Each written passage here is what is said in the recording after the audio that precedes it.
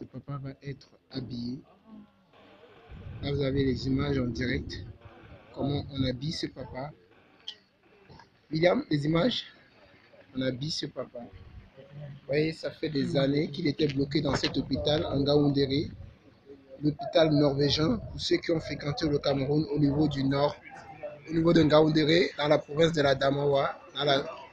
Donc ce papa est arrivé du Nigeria, un imam musulman depuis des années, qui était abandonné par sa famille, abandonné aussi par sa communauté, mais qui aujourd'hui va être vêtu, nettoyé par les frères et sœurs venus tout droit de Douala, de Yaoundé, et qui ont décidé d'œuvrer pour le social ici au niveau du Cameroun.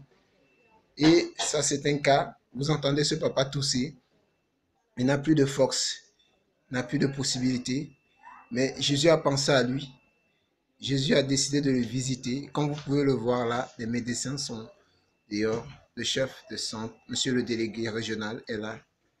Et tout l'hôpital est mobilisé aujourd'hui pour les charnels. Ils se débarrassent de ce papa. Mais pour nous, nous voyons une histoire nouvelle qui va commencer avec ce papa qui n'avait plus d'espoir. Personne ne le visitait plus. Personne ne le visitait plus. Personne ne le visitait plus. Je vois son visage là. Plus de 80 ans. Plus de 80 ans. Personne ne le visitait plus. C'est choquant de voir comment nos vies peuvent basculer d'un instant à l'autre. Quelqu'un qui avait sa famille, des enfants, mais qui aujourd'hui se retrouve seul.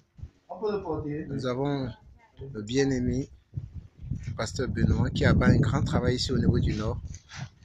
On nous félicite de l'œuvre qu'il accomplit ici pour la gloire du Seigneur Jésus. Et là, ce papa va être mis dans un taxi illico presto et transporté au centre d'accueil, à la maison d'accueil, par Kadje Mirao, qui a été ouvert il y a quelques mois. Et de plus en plus, ces enfants de la rue et ces personnes nécessiteuses vont être conduits dans cette maison. Nous avons vraiment à cœur que cette maison grandisse et qu'elle devienne un grand centre d'accueil, non plus pour la gloire des hommes, mais pour la gloire de Yeshua. Vous voyez, là nous avons Madame l'assistante sociale qui va nous dire quelques mots par rapport à ce cas, qui va quitter définitivement l'hôpital pour être transporté à la maison d'accueil, qui serait désormais disponible pour toutes les nécessités au niveau de Ngaoundéré. Qu'est-ce que vous pouvez dire par rapport à cette action, madame? Nous disons d'abord merci à Dieu. C'est une créature comme nous, c'est un être humain. Nous avons pu faire ce que nous avons fait sur le plan médical, sur le plan social. On a pu faire vraiment quelque chose pour lui. Et notre inquiétude, c'est après, qu'est-ce qu'il fallait faire.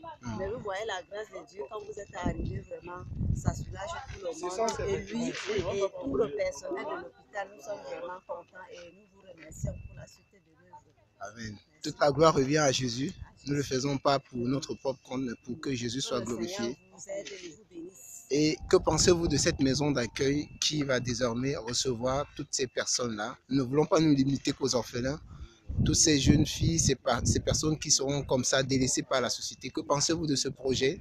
Nous voulons que ce projet évolue, que ce projet grandisse.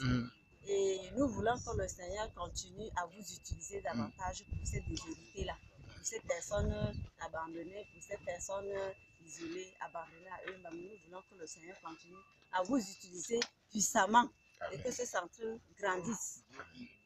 Merci beaucoup, madame. Et là, je veux passer justement un mot à nos deux responsables ici. Nous avons à notre gauche, monsieur le délégué régional, qui nous a beaucoup encouragés.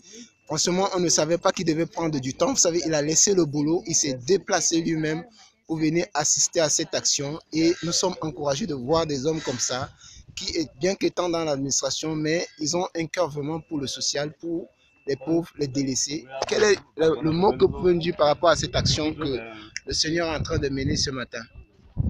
Nous disons que la vocation première du service social, c'est de venir en aide aux personnes démunies.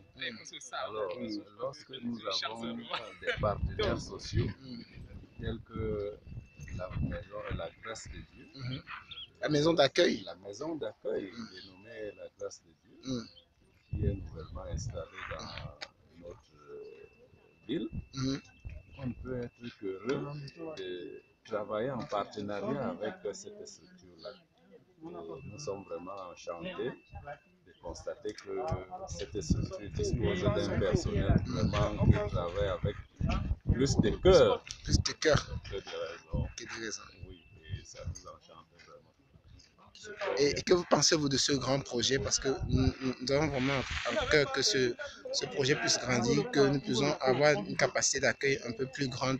Que pensez-vous de ce projet? Quel est le mot d'encouragement que vous pouvez donner à ces personnes? Oui, le projet vient à point nommé parce que vous voyez, dans la grande région du Nord, une telle structure n'existait pas. Et au moment où on parle d'émergence, à l'horizon 2035, ça se fera avec tout le monde, y compris les personnes. Amen, amen, amen, amen. Voilà. Alors, si ces personnes ne sont pas encadrées par des structures comme la grâce de Dieu, mais elles seront mises de côté, justement. Voilà. Vous comprenez donc l'importance des structures comme ces maisons d'accueil. Donc, je pense que tout à l'heure, nous allons toujours cheminer pour aller visiter la maison elle-même.